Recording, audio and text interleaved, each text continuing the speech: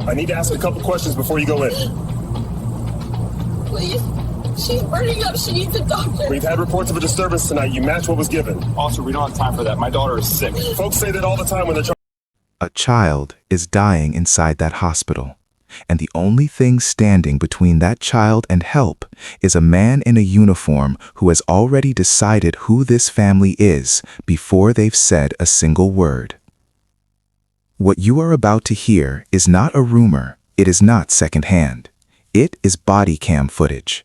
Every second of it captured, every word recorded, every decision preserved. And by the time this is over, one officer is going to wish that camera wasn't running. Because the man he just stopped, the man he just talked down to, the man he just profiled in a hospital parking lot while a child struggled to breathe, that man is his boss. That man is the chief of police. And tonight, everything is about to change. Stories like this one are exactly why this channel exists. And if you're new here, hit subscribe so you never miss one. It starts, as these moments so often do, with a car. A family, a mother named Jan, a father named Sebastian, their child, pulls into the hospital parking lot sometime after dark. The drive over was fast. It had to be. Their child had taken a turn that parents dread but hope they never see. The kind of turn where every second spent not inside that building feels like a second stolen from the wrong side of fate. They are not running late to a dinner. They are not arguing over a parking spot. They are terrified. And terror, when it belongs to a family who loves each other, does something to the body that cannot be faked. You can see it in the way Sebastian Dale moves, measured, urgent, contained.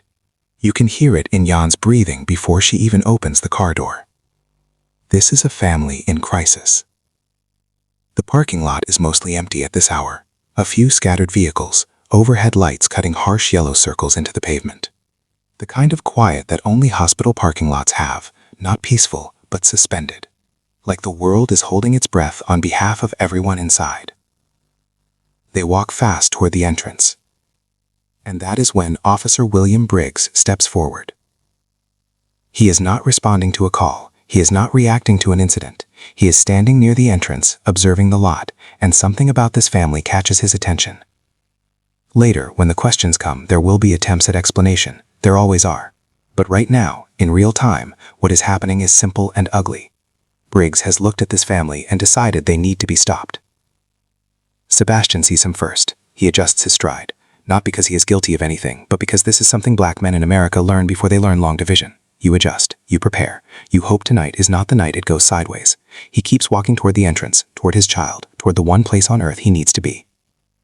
Officer Briggs steps directly into their path. "Hold on," he says. The words are firm, practiced, the voice of someone who has done this before and expects it to go the same way it always does. "We need to ask a few questions before you go in." Before you go in.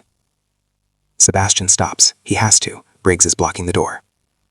Jan does not stop, not at first. She has a sick child and a hospital entrance 6 feet away, and nothing in her entire universe matters right now except closing that distance.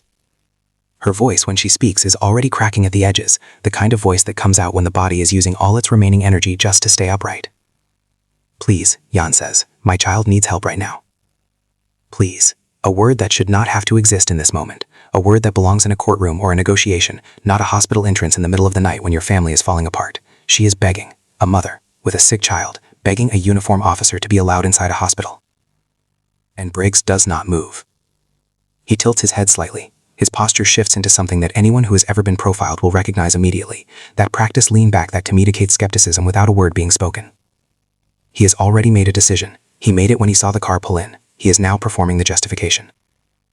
"We've had reports," Briggs says, "of suspicious activity tonight."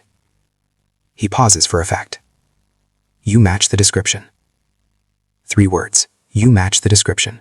Words that have been used so many times in so many parking lots and street corners and doorways that they have lost whatever meaning they once had and become something else entirely. A mechanism, a reflex, a placeholder for something Officer Briggs is not willing to say out loud. Sebastian breathes, one breath, then another. His eyes do not leave Briggs. His voice, when it comes, is controlled in a way that costs something. You can hear the cost of it. the effort required to stay measured when every muscle in your body wants to push past this man and get to his child. "Officer," Sebastian says, "we don't have time for this. Our child is sick." It is a statement of fact, not an argument, not a threat, not an attempt to manipulate, just a fact delivered plainly by a man who is doing everything right and being made to feel like he is doing something wrong. Briggs's response is immediate. And it is devastating in its casualness. "People say that all the time," he says, "when they're trying to rush past security. People say that all the time." Let that sit for a moment.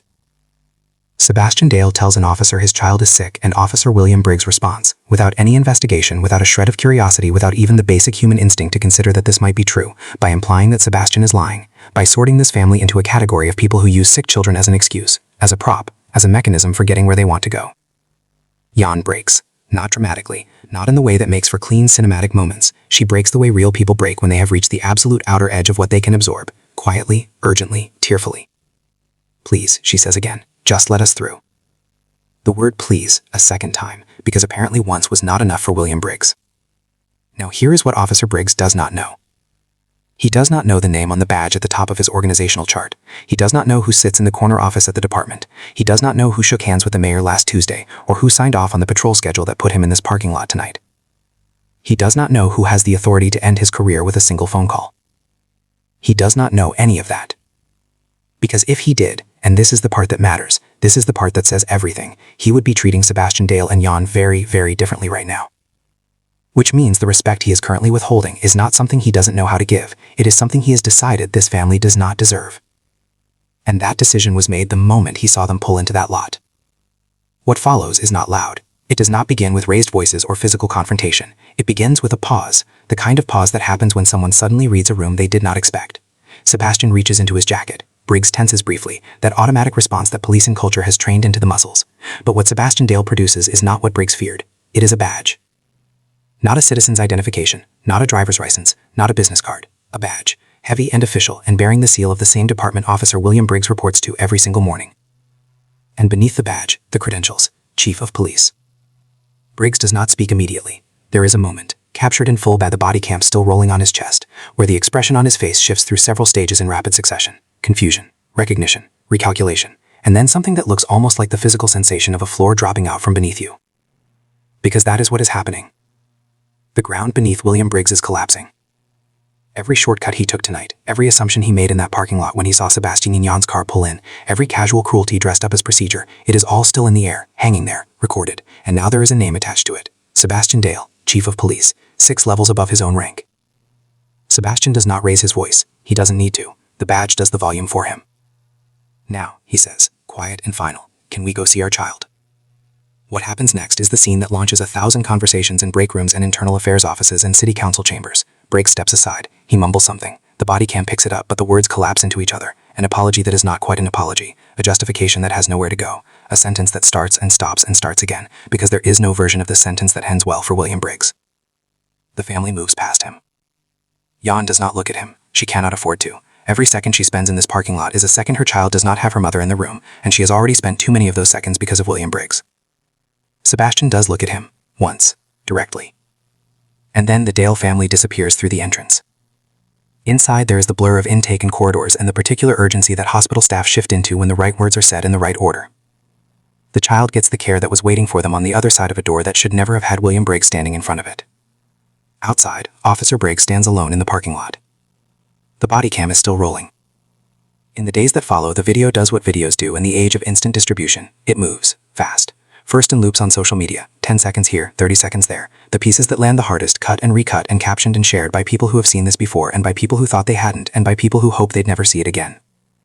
Then the longer version surfaces, the full parking lot sequence. Every word from Briggs, every pause, every moment of Jan saying please to a man in a uniform who had already decided who she was.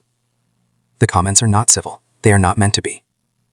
The name William Briggs begins to trend. The police department issues a statement within 48 hours. It is the kind of statement that exists to acknowledge without admitting, to express concern without accepting responsibility, to occupy the space between accountability and defensibility. It uses the word review 4 times. It uses the word thorough twice. It does not use the word wrong. Chief Sebastian Dale, the father, the man in the parking lot, issues his own statement. His is shorter. It says that what happened to his family should not happen to any family. It says that the badge he carries does not make him more deserving of basic dignity than Jan, than their child, than any person walking into any building in any city at any hour. It just means that on this particular night he happened to have proof. It says that the problem is not one Officer Briggs in one parking lot. It says that the problem is a system that trained William Briggs to see certain families as suspicious before they've taken a single step. It is the statement of a man who understands that what just happened to him to Jan has been happening to people who don't have his badge for his entire career, and that understanding, however delayed, sits at the center of everything else that follows. The internal review begins within a week. Officer William Briggs is placed on administrative leave pending its outcome. His union releases a statement. The mayor's office releases a statement. A city council member calls for an independent investigation. A civil rights organization requests the full body cam footage under public records law. All of this is the machinery that follows moments like this one, moments like the one Briggs created on that quiet night in that nearly empty parking lot. It is important, it matters, but it is also, in a way that is hard to articulate without sounding cynical, beside the point. Because the point, the actual, irreducible, unavoidable point, is that Sebastian, Dale, and Jan tried to get their sick child into a hospital, and William Briggs stopped them. And the reason he stopped them was not anything those three people had done, it was what he saw when he looked at them. And what he saw was wrong. There is a version of this story where Sebastian does not have a badge, where he reaches into his jacket and produces a driver's license, where he is a teacher or a contractor or an accountant or any one of the 1,000 other things that people are when they are not chiefs of police, where Briggs does not step aside, where the questions multiply, where Jan is still standing in that parking lot saying please. That version of this story happens. It happened before this parking lot and Sebastian and Jan. It will happen after it. It happens in cities and towns where no badge is produced and no body cam footage goes viral and no internal review is opened and no name trends online. It happens to families who have no recourse, no platform, no irony powerful enough to force the conversation. The fact that the Dale family had all three of those things does not make this story less important. It makes it more. Because it strips away the ability to argue about unknowns. There is no question here about what Officer Briggs saw, no ambiguity about how Sebastian and Jan behaved, no alternative reading of their movements or their words or their manner that holds up under scrutiny. The only thing that changed between the moment Briggs blocked that door and the moment he stepped aside was a piece of metal. Not Sebastian's character, not Jan's desperation, not their child's illness, a badge. And the question that badge forces into the open, the question that lives inside this video, that makes it uncomfortable to watch, that makes it necessary to watch, is this. What does it mean to live in a world where the piece of metal matters more than the person holding it? What does it mean when dignity is not a default, but a credential? The child, for what it is worth, recovers. Sebastian and Jan go home. And somewhere in William Briggs's personnel file, the paperwork begins. What happens to that paperwork, whether it accumulates into something or dissolves into nothing, whether the outcome of the review reflects the weight of what the camera recorded or is quietly absorbed into the institutional metabolism and neutralized, that part is still being written. It is always still being written. That is the part we do not get to skip past. That is the part that asks something of everyone watching, not just of the department, not just of William Briggs, not just of the system that put him in that parking lot with those assumptions already loaded, of us. Because accountability does not live only in internal affairs reports and city council hearings. It lives in whether we remember, whether we share, whether we insist that what happened to Sebastian and Jan in that parking lot is a data point in a larger pattern that is not going to fix itself. The camera was running.